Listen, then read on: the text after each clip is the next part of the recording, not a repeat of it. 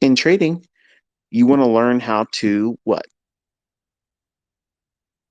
Navigate the marketplace and engage without having loss. Do you think the surgeon's first procedure on a living person, do you think they're calm, cool, and collected? No, but they're going to lean on all the experience they gathered with cutting on those cadavers. When they were doing their case studies in the textbooks, writing out their ideas, that's not the same. That's just you writing out your model. But then when you go to that cadaver, which is a demo account or paper trading account, you're doing the theory in a setting that can't hurt you or anyone else. That's proper learning. You're doing it without any concern, psychologically or emotionally, about the outcome. You're focusing on doing what the theory suggests you're supposed to. What's the process? What's the protocol? You're following that. That's your model. Don't let anybody make fun of you and make you feel like, oh, I'm learning how to do this with a demo account. It doesn't matter. Your results are going to be yours. If your results are going to be unbelievably, successful, there's going to be a lot of people that can say that it ain't real. And are you going to care? Are you going to care when you start making real money if people don't believe that how you learned was a good or bad way? You don't care. I have more students that aren't on social media because they're off doing their own thing now. Look at the young people that are making themselves available to you in these interviews. They don't have to do those interviews. They're interviewed by these companies. I don't own those companies. We don't have some kind of conspiracy together. I mean, you've heard me talk really in a very low key anti approach to funded accounts. If you heard what I was saying earlier, like I'm not a fan of them, even though I have profitable students that use them. I'm not a fan of them. That's why I will never do business with any of them. I will never have an affiliation with them. I will never say, go and join this funded account and blah, blah, blah. And here's a 20% off type thing. I don't want affiliations. And when I tell you something, it's my honest opinion. No one has influenced me. They're not paying for my opinion. I will never have my opinion paid for. And I never I represent no broker whatsoever. Period. I'm not an introducing broker. Anything I tell you, it's my opinion. And I'm not monetized with that opinion.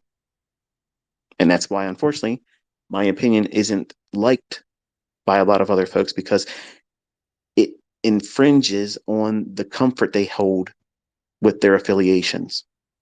And I don't have a problem with them having their affiliations. Listen, get your money, man. But don't hold me to that same level of, well, he must be in partnership with somebody else. I'm not. So I'm out here sharing my opinion, and it doesn't mean my opinion's right. It's just my opinion. You may take something I say and get a hair up your backside and say, well, I'm going to use this as a reason to prove ICT wrong. And then you create something entirely new. And that would be amazing. So it's not meant for me to be a reason for you not to do funded accounts. I'm just saying that everything that I felt most people would encounter, my son's experiencing that. So in many ways, I feel vindicated. And the only way I think he and anyone else will do well doing it is by never really over leveraging, never really doing that. Trade with a very small number of contracts, even if they give you the freedom to do more, because you're really not trading with $150,000. You're trading $3,000, and $3,000 is undercapitalized, grossly undercapitalized. And anyone that says other than that is full of grade A cow patties. It's just the way it is, folks.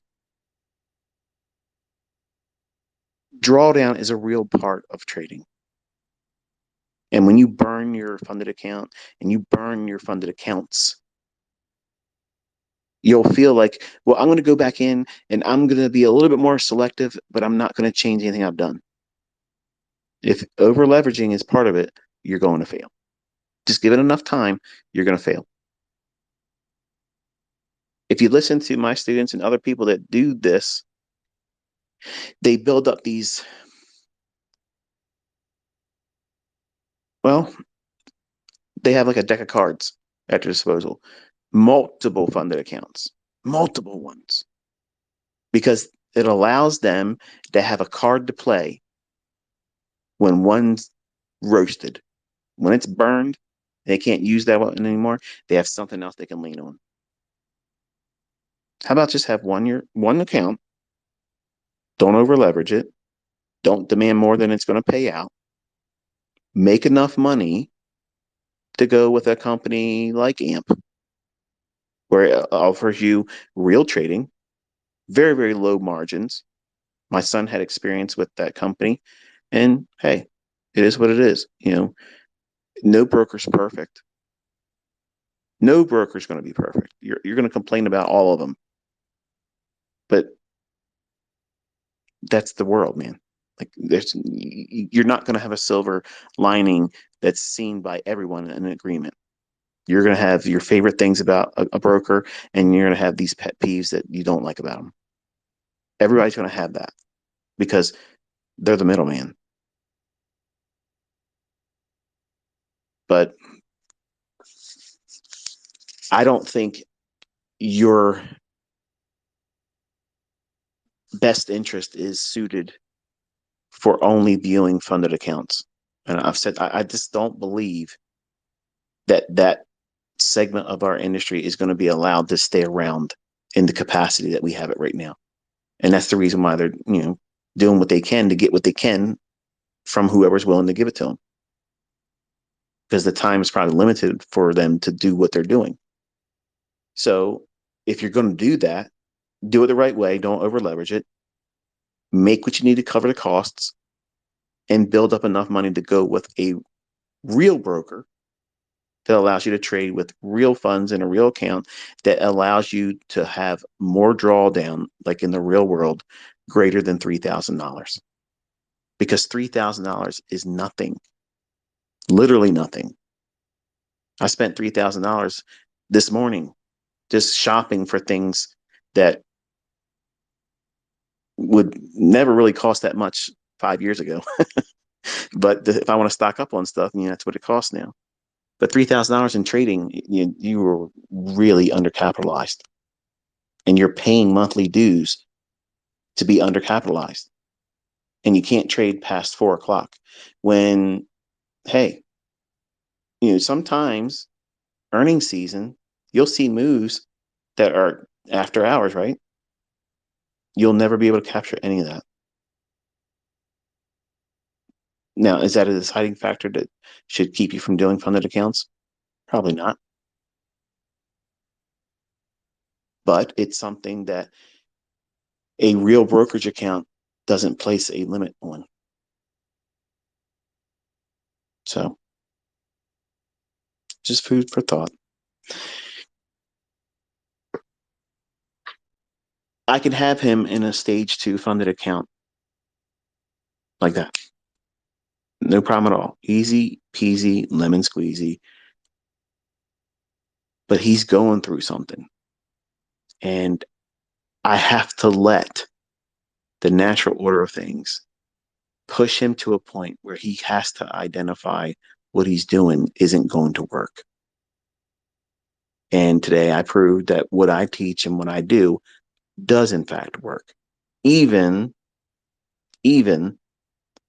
in a condition where you think that what you're doing will eventually materialize in the outcome you want, you probably don't have the resources, the patience, or the money to keep resetting until that thing unfolds like you hope it will. I mean, he won't ever run out of money. What he'll run out of is trust in what he's doing is going to lead to the result that he's looking for. And I'm trying to let the natural process that everybody goes through this. Some more than others, some much harder than others. Some are more stubborn. I was very stubborn. I wanted, and I've said many times, they name streets after me one way. And I wanted to have it my way. My way. And if I'm teaching, you can't come here and expect me to teach you a different way than I'm willing to teach. It isn't your way mentorship. It's my way. And if you don't like how I teach it, nothing's keeping you here. You can learn how to trade from somebody else. There's other stuff out there that works. Just have good money management. I promise you'll probably still make a little bit of money, but you're still going to lose. And whatever you use to find profits, whatever religious faith you want to place behind whatever it is you're doing, you're welcome to have at it. Be rich. Good luck with it. It isn't going to change what I view about the marketplace and my convictions about what should be done correctly and what things shouldn't be done incorrectly. All these things I've developed this opinion over 3 decades, and I'm not going to listen to somebody that just started up and they somehow know more about how I should behave or view the marketplace in their infancy as a couple months in observing price action or coming from another school of thought and having never really spent a full year in it. But they're not going to change or impact my opinion about what it is I hold about the markets. And it won't be like that for you either. It's going to be like, okay, your opinion, I understand it, I respect it, but I'm not going to do anything with it. So there it is. And I'm hoping that what I'm saying here tonight doesn't discourage, because like I said, I'm going to be talking to students that have done funded accounts next week. And you've already seen these individuals that I've already interviewed.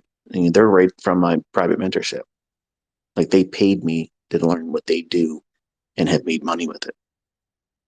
I have more of them next week. If you have learned the 2022 model and you did not join my private mentorship, which no one can, it's not happening anymore. So just relax. We're mentoring just like this now. If you made money and you've been profitable with your trading, whether it be with your own funds or through funded account companies, and you want to be interviewed, I'd love to sit down with you. But it just seems like that I'm only getting my private mentorship students, which unfortunately that gives the impression that nobody can be profitable like with the 2022 model, which that's not true. It's just that model really clicked for a lot of my students that were trying to find their own model. And mentorship, when they paid me, I was giving them everything that I was willing to share as components. But I also taught them how to take each component to build their own model. And for the students that were in that mentorship, I had a very loose overview discussed in a commentary about that very model. I was leading people to just do that very thing, like create that model. So I suggested the pieces, but I didn't put it out there in a step by step by step by step.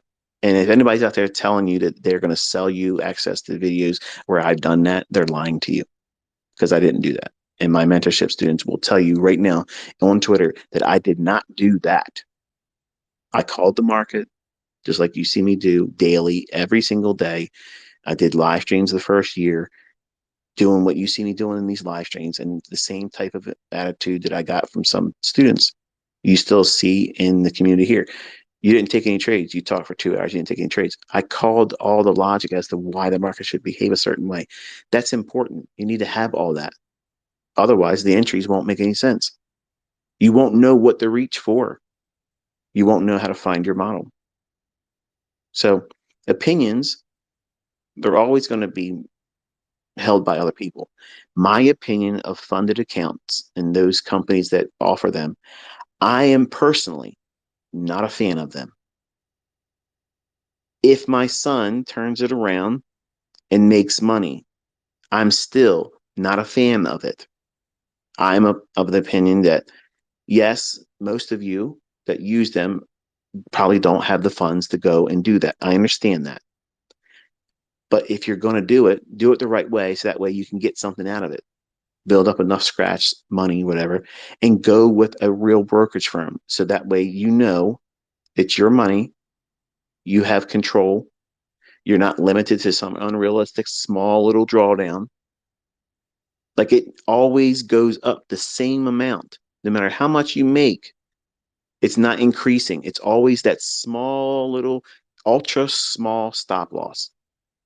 That's how I look at it. I look at that as a very, very, very tight stop loss. And look at how I teach. I don't teach you to do that, do I? I don't teach you to hurry up and ram that stop loss underneath a profitable position, being fearful that it's going to stop you out, because it's probably going to stop you out. And you won't be able to see what? The appreciation and the equity going higher. It stops you out too quickly because you're strangling the trade. That's what these funded account companies do to you. And anybody that wants to say otherwise, you're welcome to your opinion, but you're never going to convince me that it's anything but that. They're placing so many odds in your favor of failing, but they market it like this is the greatest advantage in the world. Look at this and look at that. Look what we do. We provide this. You don't have the money, use our money. Really? That small, ultra small trailing stop loss, maximum trailing loss, or something. I don't know the term. It's something like that. That is equivalent to a jammed up, super tight stop loss in a trend that you're long in, and it's going right below the last couple ticks. That's what you're doing in these funded accounts. And when you add more contracts, you're all but guaranteeing you're getting stopped out. And you're going to break a rule and you got to pay a reset. It's like getting margin called and you're paying for it, but looking at it like it's a good thing. I'm sorry if that ruffles feathers. That's not, I'm not trying to do that. And I know some people are probably already preparing some kind of tweet response, this, that, and the other thing. It's my opinion. I've watched what's going on in my son's account. I've seen he's broken every rule. And two of those rules don't make any damn sense to me. You can't trade after 4 o'clock. Dude, what are you talking about? Like if you have a runner and you leave a small portion on and it's an earnings season, sometimes you have these really sudden boom, like they just, it'll happen. But you'll never have that ever if they tell you got to close a trade at 4 o'clock or whatever it is. I don't know. It's like 4 o'clock. He said he did something past 4 o'clock and it was a rule that they said it was broken. And he made money, hypothetically, because it went to his target, but he failed. Now tell me in the real world how that makes any sense. That's like the same people out there that argue and say partial profits are stupid. Partial profits are 100% profitable. Like it doesn't make any sense. Trading is hard enough already for new traders. It's already hard enough. Don't compound the difficulty by forcing your results to perform in a ultra trailed stop loss, which is what these companies are placing you underneath. They're charging you money to trade in such a difficult parameter if you're trying to trade with leverage. The way you beat it is don't use the leverage. That's the only way you're going to beat it. One contract. Two at most, but one contract. Your losses won't be so large that you can't fix them easily, even with one contract. And they can't screw you out of that account that you're working towards getting funded or a funded account. Because that same account, you know, trailed stop loss thing, my understanding, I might be wrong, so I'm open to being corrected here, but it seems like that never goes away. So you're always going to have this limit of unrealistic drawdown that completely ends your career. When in a, you know, a real account with your own money, you're not going to stop because you had a 5% loss. This is to be real. It's not happening. You're going to trade.